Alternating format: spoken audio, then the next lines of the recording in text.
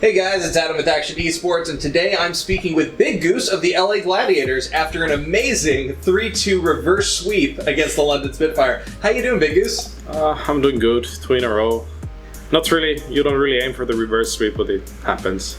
Yeah, right. It must feel good though to come back from that after the halftime. Yeah, we kind of we weren't playing bad, but we weren't playing as a team as much. We kind of split off on some cases, so we just fixed our small mistakes and we managed to clinch win. So today I'd like to speak for a little bit about World Cup, actually. Mm-hmm. At this point, what are your plans for World Cup? I don't specifically, of course I want to go for World Cup, but right now I think we're gonna have tryouts, we'll probably play in 2 weeks or something. We'll just play tryouts. I think it's about 12 players. I think it's the Overwatch League players and some contenders players we're playing. We're gonna see what is the best roster we can go to the World Cup, because you never know who has time and who doesn't. So right. It's you go in the time optimization. Let's see what is best. So I spoke to Taimu recently, and he said that you and Shaz were absolute shoo-ins for Team Finland. How do you think you two would match up against Team Finland's past support line? Past? I'm not sure actually. I haven't the first year it was kind of I think I can't remember who. Oh yeah, first year was kind of everyone was playing different roles.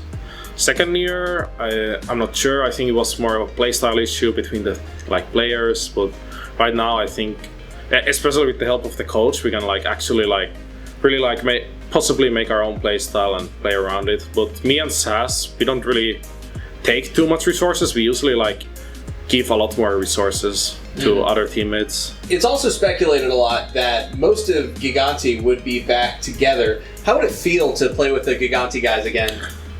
It would feel good, really good. It's kind of nostalgia thing. Kind of my first big team. I won the first major with a really good feeling. I think everyone's if it's going to happen, I think everyone's just going to look forward to it. In that same conversation with Taimu, your names popped up again as the best support line, period, to take down a Korean dream team. If you were building that Korean killer team, who else would you think you would add to it that you and Shaz would work best with? I'm not sure. I've never really thought about it. It's really hard to say.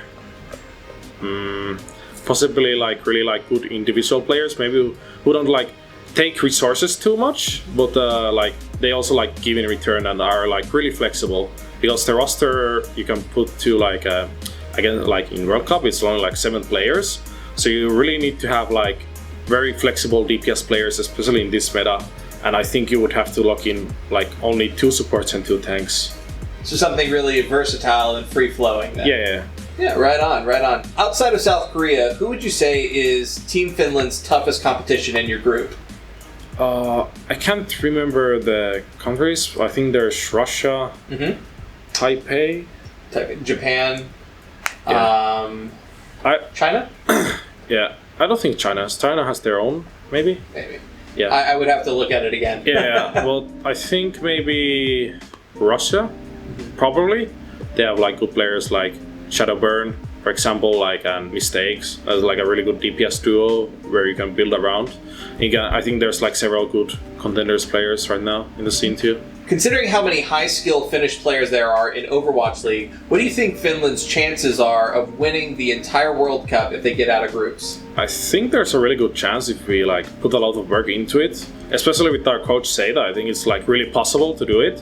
I think it just comes up to it who mixes well together in the short amount of time we have to build the roster. Speaking of Seita, he's working with World Cup and everything, and he was previously working with you guys on Gigantti. Is that familiarity, you think, going to give you guys a distinct advantage going into the initial stages of World Cup? I'm not sure. I think it's too hard to answer, but I think there's when I already know how Seita works with players, so it's an advantage to myself, I guess. For sure. So I'd like to shift gears a little bit and talk a little bit about Mercy.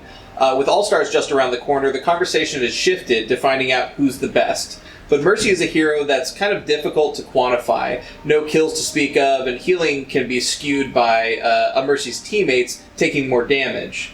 So what would you say should be looked at when deciding who is the all-star Mercy player?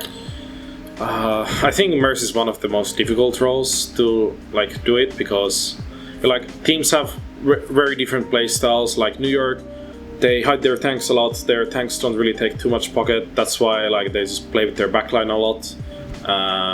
And unlike us, we kind of like pocket our tanks a lot. So I like die a bit more often, and I also like prioritize heal on our other targets. Maybe it's like a Mercy with very good mechanics, decision making, and just how well you think he would fit the team, and how flexible his playstyle is. As a reactive character, how do you balance like a Mercy who takes risks to save certain team members versus one who stays safe and gives consistent healing? It kind of like if your team is playing like contained style, kind of like just fighting a 6v6. Of course, you heal your tanks, and like it. I think in our team it depends on the comp a lot what I'm doing, but I think most of the time I'm pocketing our tanks a lot. So I think like if you're playing like Genji Tracer, you end up pocketing your DPS a lot and just looking for that extra damage to like nullify Mercy healing on the Zen, and just so you can just get the kill on her. On the flip side of that, where would you say, as a kind of an all-star scenario, where would you say like a very aggressive Mercy in the vein of like Neptuno would fit in, you know, into a team like All-Stars? I think I'm kind of like, my playstyle is kind of similar to Neptuno. Neptuno takes his like a pistol out, I think, a bit more, whereas I kind of like, every time we're going in, I just like, unless like a Widow is alone, I don't usually tend to go for them or Zens. But what I do is I usually just boost our tank's first jump. It like deals really massive amounts of damage, and with like a backliner, I think Shaz would fit well because he has more passive playstyle, and we don't really like put resources too much on our Zen until they actually die. Using your metric, who would you say are the best Mercies in the league? I think it's really hard to tell. I like Gambler a lot. I think Gambler is the person I learned most of Mercy about, like more mechanical stuff. But maybe I think Neptuno's a really good contender. I think New York both supports are really good, but it's really hard to tell how they would like fit into another team. I'm sure they can like adapt another playstyle, but right now what they're doing in New York, they're just they're mostly playing with their backline. I think they might have some troubles, or maybe not. It's just, I haven't seen them play before, so it's hard to tell. So it's really common for people to kind of rank a Zenyatta very highly, who gets like lots of kills and stuff, but obviously that puts a little bit more work on that team's Mercy. Do you think it's more valuable to have a kind of like Jonak DPS Zenyatta or a cooperative healer when playing with a Mercy? It's hard. This is more about how your tanks play, because if your tanks like hide a lot, and they're waiting for the enemy tanks to jump, you're going to end up healing your DPS and Zen mostly. So, and when they're so close range, it doesn't really like, you just have to like hit every shot. You're most likely going to end up hitting every shot, but it's just some of those are like headshots and some of them are not. What would you say is your defining feature as a Mercy player? I think my comps are my biggest strength, like in the team. I feel like I have something to do with our comps, like mid switches, mid game. I kind of like keep reminding everyone of like maybe like care for this, care for that, and so on. It's like, but yeah, I think I can adapt to multiple playstyles. As somebody who's played on every iteration of Mercy, how do you feel about her in her current state? And you know, has that forced cooperation and flexibility of her current build changed how you approach the game at all? I think in stage 1 I was kind of like, I really didn't like Mercy at all, like back then. It was my first time playing Mercy too, because right before Overwatch League I had switched to a new role, main support, and I only played Lucio, so actually like stage 1 like period was like the first time me playing Mercy.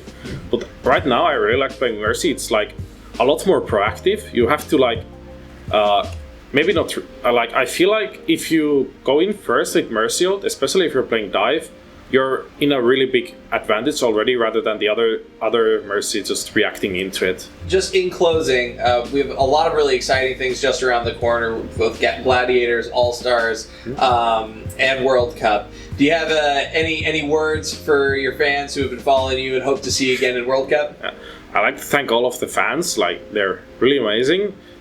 it's really amazing, especially to come to the arena. There's like so many fans, so much purple. Like, it's nice. All right, awesome. BigGoose, thank you so much for your time, and congratulations once again. Thank you. Hey guys, this is Adam from Akshon Esports. Thank you so much for watching. If you enjoyed this video, please like, comment, and subscribe. And for future Overwatch League content, including interviews, highlights, and more, check out AkshonEsports.com.